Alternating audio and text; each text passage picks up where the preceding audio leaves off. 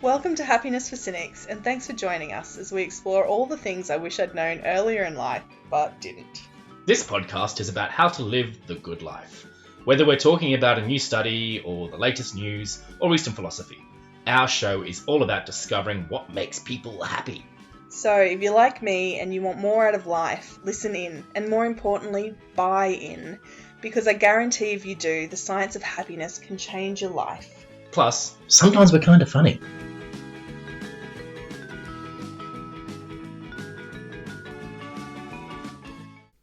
So today we're talking about toxic positivity. I love it that you say it that way.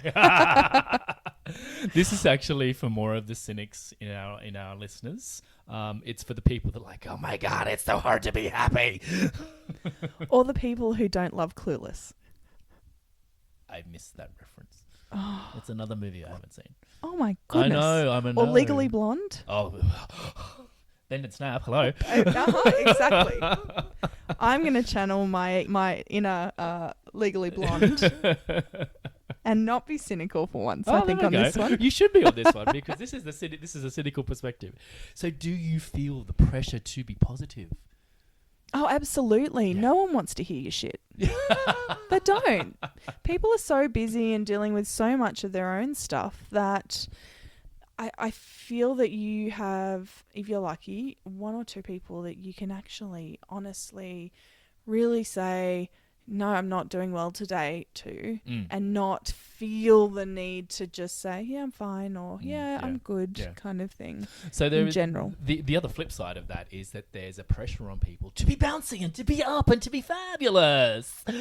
And that's just really hard work. So for some people who are out there, that approach of being the positive person, doing the cue cards, doing the positive affirmations in the mirror every morning and geeing yourself up and going, yeah, bam, bam, bam, I'm ready to go. Some people just don't do that and it doesn't work. Well, it does if you do it right. And it is not the be all and end all, and there is so much work that goes on behind it. So I think where a lot of people are going wrong with positive affirmations and positivity is that they think that's all you need to do to be happy, and Definitely it's not. definitely not. The science says no. So if we're going to talk science, we're going to talk about a study done in 2010 by Sine Albarracin and Noguchi from the University of Illinois in South Mississippi. Mississippi. Mississippi. Mississippi, sorry. And this talks about what needs to go on behind that positive psychology. Yes. For the cue cards and the positive affirmations, that is what they call a blanket approach. And for some of us, that works. For some of us who are in reasonably good mental health, that approach works because you're geeing yourself up and you're reinforcing to yourself, I'm a good person. I am going to be this person today. I'm going to be a good money saver today.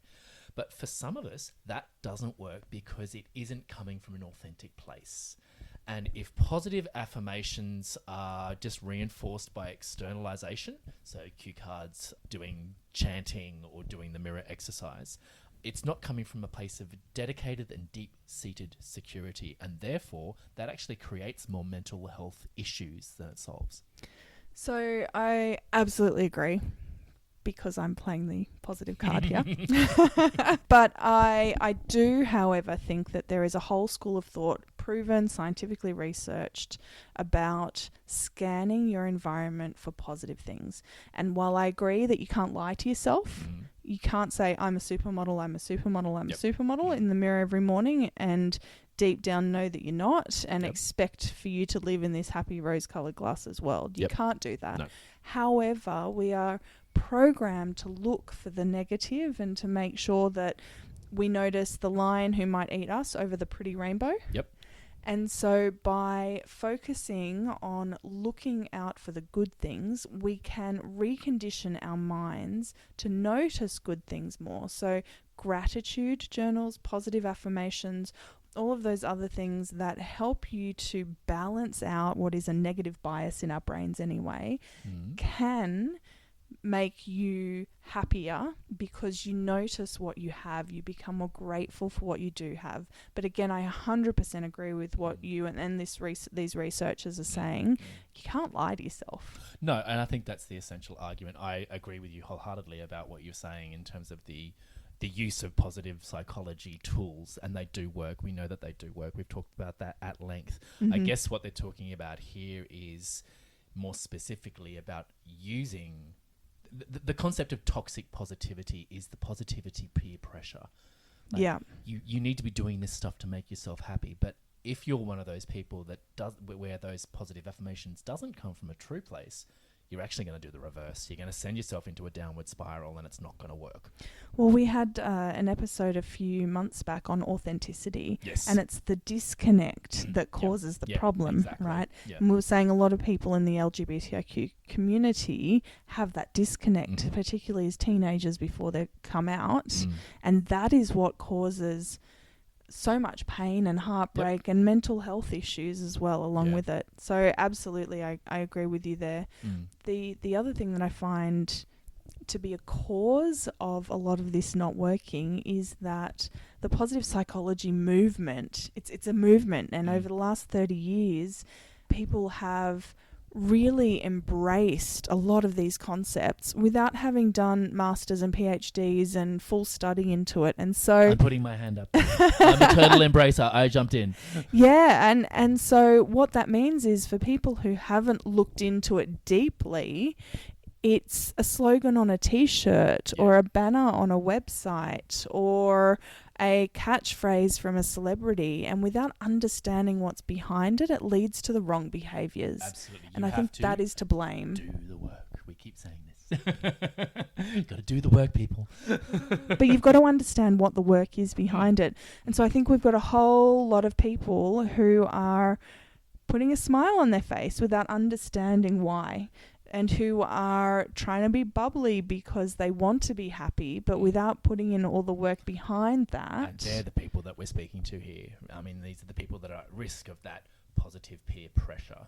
It's like, I have to be happy, I have to be happy, I have to put the smile on my face and just get on with life, when really inside I'm dying. Yeah. And for those people, you need to do a little bit more work, and you need to do more investigation. And what these researchers have come up with is that you need to be not in an inner war with your subconscious. If you're doing the positivity and doing the exercises without understanding the real meaning behind it, what you're training your mind to do, which is exactly what you've just clocked, Murray, is you're searching for the examples of all the times that you haven't been bubbly, you haven't been the supermodel, you haven't been the athletic sports You star didn't or get the success. promotion, you didn't you start training get a seat on that the bus, negativity, all that stuff coming in. So how to get past that is to acknowledge and identify which thoughts are limiting and which ones are empowering, and how to actually do that work to go back and find the reasons behind what is the incongruent factor if you're saying, I want to be a good money saver, and you just keep spending money all the time. It's understanding the reasons behind that. So with that idea in mind, it's about going back and seeing what is the reason behind, and what the researchers say here is ask a better question. It all comes down to self-awareness. You've got to do the work to begin with, don't you? Yeah. And that's again why journaling is so powerful, because sometimes you just haven't thought to think about stuff. You haven't stopped. You haven't quieted the mind, and you're not allowing those thoughts to drop in and going, hang on, what are you little red devil on my shoulder? Where's the little white one? I want the white one back. Why do I always say yes to my boss when he asks me to work late, but other people go home on time? Yes. Why do I do that? Yeah. And then why do I end up burned out? You know, there's plenty of examples for people for behavior that they may not have. Yeah. And a lot of that comes down on to self-limiting beliefs. Yes. So that's where you come back to doing some belief work, and journaling and chronicling that is a really good way of doing that work that we keep talking about. For those who haven't done that, it is about self-beliefs being true for yourself, and finding the ability to achieve, or to look at the thoughts that are perhaps blocks to you achieving that goal or that desire or that positive affirmation that you want to achieve. Yeah, and I think once you've done the work to understand yourself and understand, and just because you understand something doesn't mean it's easy to fix as well. That's worth knowing too. But once you've done that, it all boils down to habits. And there's a great book out at the moment called Atomic Habits, which really helps to break down how you can make these positive psychology interventions or happiness habits stick in your life, because it is something that humans are really bad at doing. We are really bad at starting exercise programs, diets, everything that you might want to do. If you don't make it a habit and you don't know how to make it a habit in your life, you're likely to fail at it. Absolutely, yeah. And the first seven days or 7 tries is what you have to get through to get to a habit. A lot of the time, yes. Yeah. But also just make it really easy, so you're almost tripping yourself over it. Yeah. Make it part of a routine and reward yourself at the end. So you can't have breakfast until you've done 10 sit-ups. Super simple. Yep. Wake up in the morning, you can't have your coffee until you've done 10 sit-ups. And a year later, you're going to find that you're doing 30 sit-ups every morning and you've got abs, like whatever it is. That was my approach with yoga, actually, because I had a period where I didn't do yoga when I first came back to Sydney after London, and I was like, finished dancing. I'm like, don't need to do yoga anymore. I'm going to sleep in. And then I decided to jump back on the bandwagon and went, oh, this is tough. 6 a.m. yoga. Whoa, woof. And so I decided not to do a full practice. It was like, no, just do 10 minutes. And sure enough, after about 2 weeks of doing 10 minutes, that turned into 20, which turned into 30, and then you're back on the horse. Yeah. And if you can trick your mind into getting the reward of your morning coffee or your breakfast or whatever it is that you can look forward to, just going to the gym isn't motivation enough for most of us. It's something you should do for a lot of us. Actually, I'm going to say most. There's definitely gym junkies and there's people who love their exercise, but there's a large proportion of the population who do exercise because they should. Yeah, or who just don't exercise. I'll give you that. Right? And so finding ways to integrate it into your life in ways that aren't going to scare you off and that are quick and easy, and that you get something at the end which you enjoy. For instance, walking on the treadmill for 20 minutes and listen to your favourite podcast. I've got these images of all these people on treadmills listening to the Happiness for Cynics podcast and all laughing at precisely the same time. That'd be fun. I love it. Reward yourself with your TV shows after you've done whatever it is you're trying to do. I agree. Yeah. One thing I do want to clock or circle back to is that ability of the question asking. So when we have these thoughts that pop into our heads of like, why am I eating the cookie? Don't eat the cookie. That's not the best way to approach. So if you're trying to not eat the cookie, it's not the statement of the self-limiting belief of don't eat the cookie, do not. Ask the question better. Why do you want the cookie? Just eat the cookie. And wash it down with a martini. Yeah. Okay, I'm bringing it back.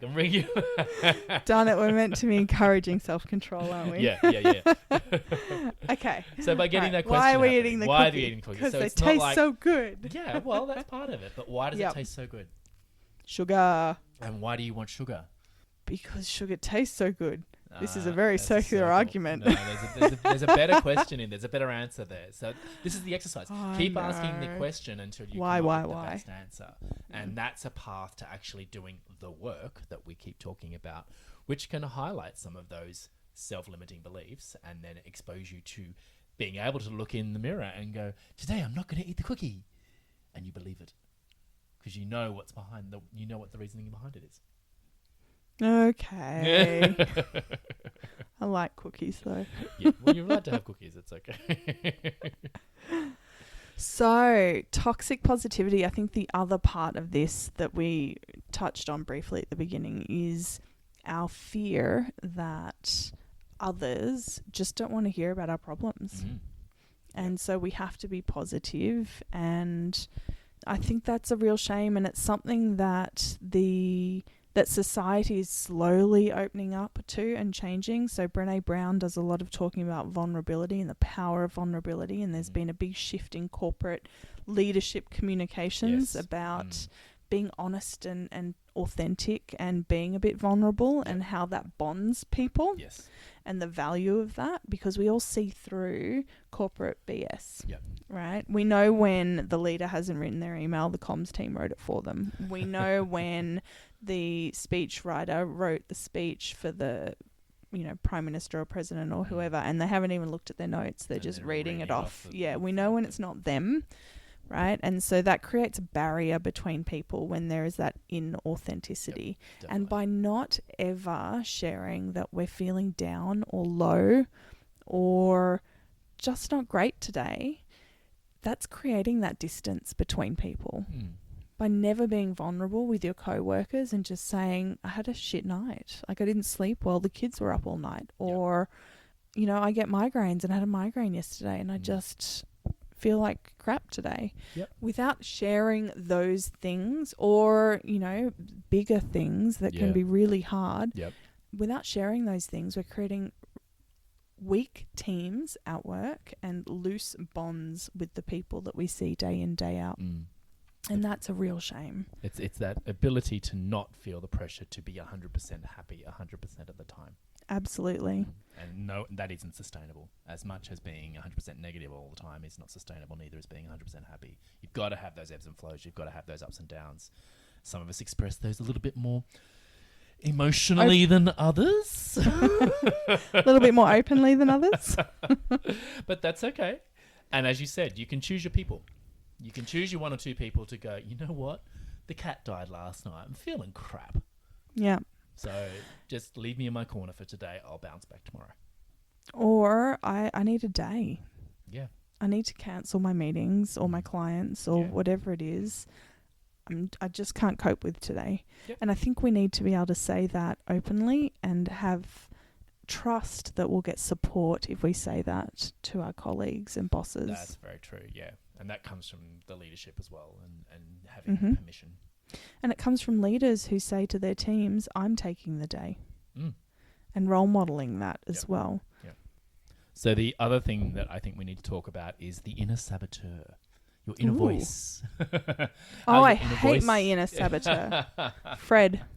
Fred? You have a name. Oh, I like it. Did you ever watch Drop Dead Fred? No. Oh. You should. Okay. Am I going to understand you better? Fred was the invisible friend. Okay. Righto. So your Fred can be your worst enemy in terms of that toxic positivity, because he could be the one that's actually pressuring you to be happy all the time. Put it out there. Just shake it off and, come out and be Taylor Swift. And I think there is always pressure to move on, to get through it, to suck it up. Yeah. Put your big girl panties on as well. And that's the inner voice coming out as well. And that's our self-judgment coming out. And sometimes we need to let go of that and recognize when we're creating our own drama. When we're creating, if you're in that creative mind or imaginative state, that can be a really negative space, because you create issues and you create scenarios that have never occurred, and you start believing them. Your body starts registering them and your brain starts making cases for them. And that can be a really dangerous space to be. So if you find yourself getting a little bit too self-judgmental, you need to shake yourself out of that habit. And often that can come down to physicality or going and just being distracted. We've talked about all before, going for a bushwalk and things like that, or being in front of the ocean. Take yourself out of the space where that inner saboteur has the power and try to enjoy the moment, as it were, or enjoy a moment. We also talk about being kind to others, but I don't think we talk enough in our society about being kind to yourself and compassionate with yourself. And this is what the positive movement is all about too, isn't it? Yeah. There's a lot of that research out there that says that that's a good and beneficial thing to do. And if you need to cry or you need to be in a shitty mood for an hour, a day or a week or a year because something that bad has happened, then you need to take the time and forgive yourself for needing the time. Yep. You don't actually even need to forgive yourself. You just need to know that it's okay to take however much time you need to move through the stages of grief or sadness or anger or whatever it is that you need to do. Yeah. There's one last study that I did want to mention, and it's only just popped into my mind, so I'll have to dig it out and pop it in the show notes later. But there was some research done recently on, particularly in America, the push for service people to always provide service with a smile and the impact that has on their lives outside of work. Oh, I like this one. I like this idea. pretty much, if you expect your employees for the 8 hours a day that they come in and work at Walmart or Kmart or Target or wherever it is, to put a smile on their face for every single customer that walks in the door, and when they're interacting with other workers in the store, then you are draining their emotional capital, draining Absolutely. it. Oh, yeah. And those people struggle to enjoy their lives outside of work. It actually makes them sadder. Yeah. It impacts their mental health. Oh, so believe in that. And it comes out across as fake. I mean, you just come out of that experience going, what was that? That was weird. Mm-hmm. This poor person is probably having a terrible day, and yet they're going to go, thanks for shopping at Walmart.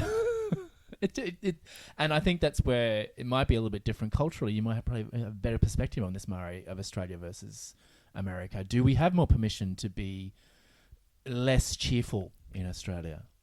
I think we have permission to be a bit more authentic. So we open with a smile, but it's not over the top happy. Yeah, right.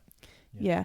Either way, forcing employees for 8 hours a day to be happy rather than neutral in some instances, which is what most people tend to be a lot of the time, has negative impacts. So there's definitely, I'm absolutely sure that there will be more research into that and looking at whether or not it's even cruel and unusual punishment to expect people to do it, you know? Yeah.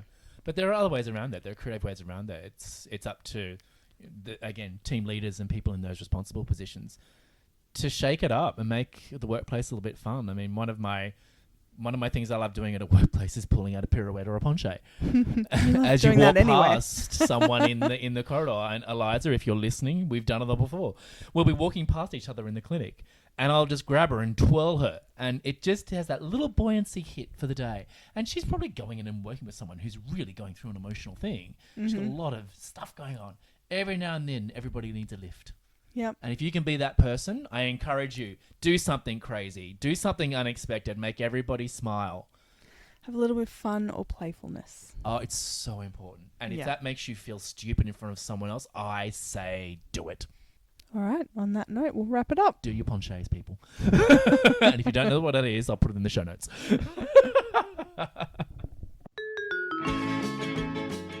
Thanks for joining us today. If you want to hear more, please remember to subscribe and like this podcast. And remember, you can find us at mariskelton.com, where you can also send in questions or propose a topic. And if you like our little show, we would absolutely love for you to leave a comment or rating to help us out. Until next time, Choose happiness.